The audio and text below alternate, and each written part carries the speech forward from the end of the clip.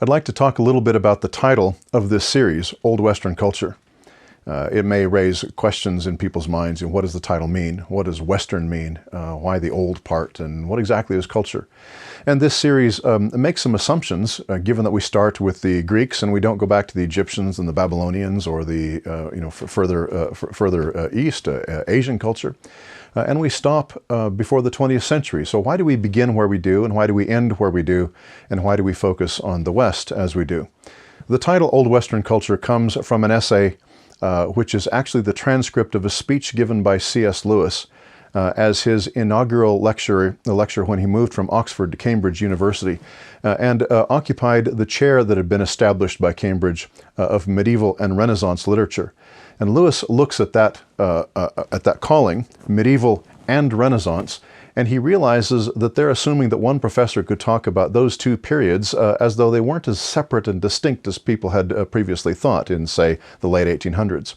In other words, Lewis says, people are beginning to realize that the breakdowns between periods are not as watertight and obvious and absolute and objective as people used to think. And so Lewis proceeds from there, and he talks about the various periods in history, various watershed moments, the fall of the Roman Empire in the West, the Christianization of Europe, the change from medieval to Renaissance, the Reformation, the Enlightenment, and he examines each of those transitions and says, could this be one of the greatest watersheds? When did Western culture really change? And he comes up with his own solution, which is that the biggest watershed moment in Western civilization is a fairly recent one. It's in the age of Jane Austen, the age of the Romantics, poets like Shelley and Keats, the age of the French Revolution, and so on. And he argues that that's because up until that point, from the ancient Greeks clear up until the American Revolution and the French Revolution and the early 1800s, up until that point, all cultures in the Mediterranean and European worlds had shared things in common, presuppositions in common about man, about reality, about the universe, about the transcendental, that were all being jettisoned and rejected in the early 1800s. So he says, no matter how radical the earlier transitions had been from period to period, they had never gotten rid of those basic presuppositions that even Christians and pagans shared. Things like man is not the highest thing in the universe. There are transcendent beings, whether they're the gods that the pagans worshipped idolatrously or the true God that the Christians worshipped rightly. All human beings realized that man is a worshiping being, that glory, that nobility, that honor, that pageant and ceremony mean things. So there are a great many things that Lewis lists, but he says all of these things come under attack and start falling away in this period roughly in the early mid-1800s, post-Enlightenment, early modern age. And so Lewis says Old Western culture is a handy title for the civilization that all of the Greco-Roman, Judeo-Christian worlds up through the Middle Ages, Renaissance, Reformation, and early modern world shared that we have lost. And so we use that title for this series to express our belief in the value of going back and studying the great works that came out of that world so that we can find what we may have lost and why our age might be the way that it is. What is it? What is it rejected without thinking, simply saying, oh, that's old. What made our culture the way it is? And because Christianity has its roots in the old Western culture, not in modern Western culture, to the extent that we Christians can discover what earlier Christians thought from most of their history before modern Christianity began imbibing some of the mistakes and errors and deep-rooted fallacies of the modern age, to that extent we can discover how Christians can respond to modernism. So that's what I mean by Old Western culture. It's old because we're focusing primarily on the works before the 1800s, this great watershed moment that Lewis identifies, and I think he's right. It's Western because we're talking about what most people think of as Western civilization, the culture that's descended from Judaism, Christianity, the Greeks and the Romans, and Western Europe. We do not focus on Eastern civilization, the civilization that was very high and sophisticated in India, in China, and Japan, long before Christ. But we don't focus on that because that doesn't really affect and influence the civilization that we are heirs of. So there's great value in studying those Eastern and other cultures. But we first need to know our own culture.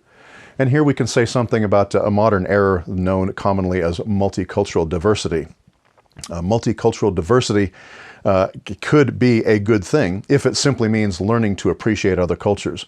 But what it often becomes in our politically correct times is really a disguised rejection and condescension and repudiation of our culture and a praise of other cultures.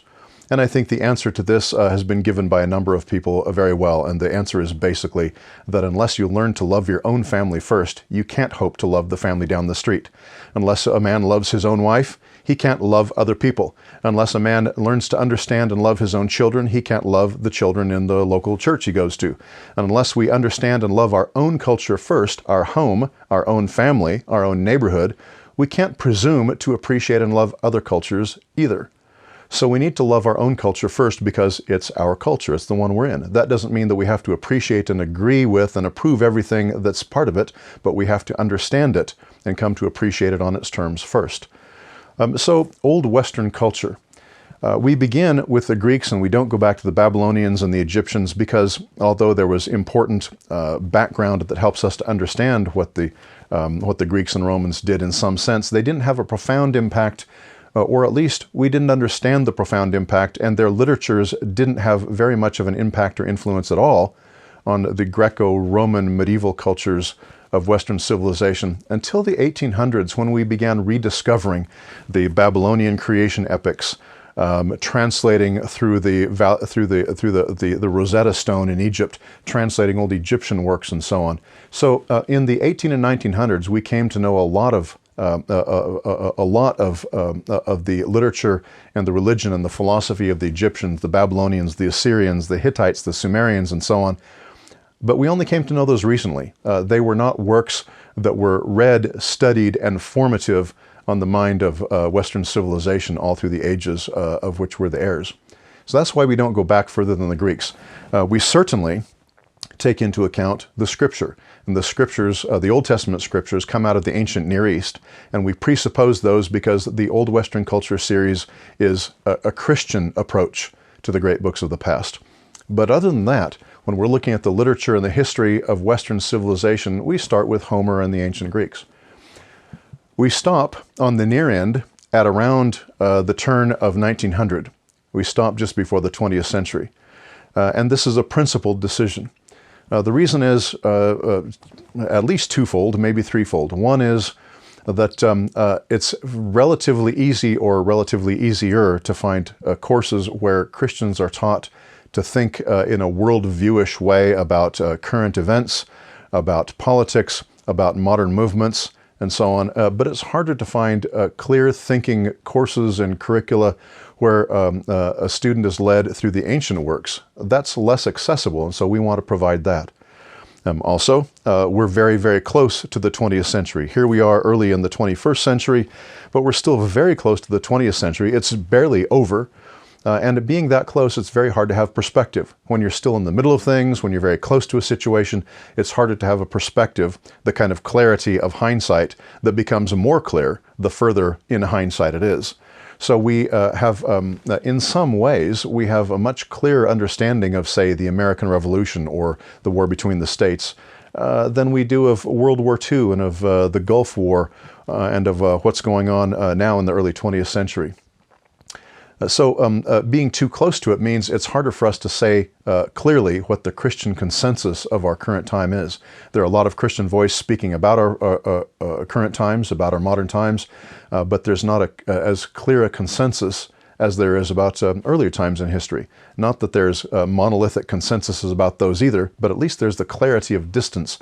Emotions calm down, more information comes to hand. We're not right in the middle of things and feeling as frenzied as we often do when they're in the midst of events happening. And there's also the matter of time.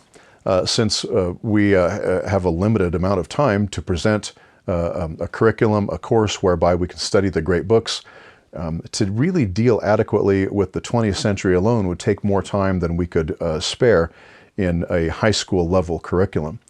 So we cut off at around 1900 for those reasons. And I should add one more very important factor, and that is we couldn't possibly hope to understand the modern age, the 20th century, without having a firm grounding in the history that's led up to it. Anyone who wants to understand the 20th century must know something about ancient Greek philosophy and politics and history, Roman politics and culture and military, medieval Christian thought and trends, the Age of Exploration, the Renaissance, the Reformation, the early modern world, because all of those things are what gave rise to the modern age. So by studying the great books of the Greeks, the Romans, the medievals, and the very early moderns, we are in fact grounding ourselves properly so that we can understand more modern times. And even though this course, Old Western Culture, doesn't talk about the 20th century, it's all about being prepared to talk about the 20th century, so that when people do present information and perspectives and biases and ideas and viewpoints about current events, a student who's grounded in the wisdom of the past and the voices of the past will be better able to sort through the chaos that is more recent events. I would suggest, too, that we listen to some people like Thomas Jefferson, who in his old age said he ceased reading the newspaper and spent all his time reading Herodotus and Thucydides. Why? Because the current events that are so hot on the headlines of today's newspaper and internet will be nothing tomorrow. There will be brand new news. The news is evanescent, it's ephemeral, it's temporal, it passes quickly. But the great wisdom of the ages, the wisdom in the great books, the wisdom that has made these books favorites for generation upon a generation, doesn't pass away. It's wisdom that we need, not information. We have plenty of that. This is the information age, but nobody ever talks about how this should maybe be the wisdom age. This is an age where we're inundated with information, with data, with facts. But what we really need is to know what to do with them and how to make meaning of them. That's wisdom. And so a grounding in the books and the ideas and the stories and the philosophies and the theologies and the histories of Old Western culture is precisely what we need to understand modern times.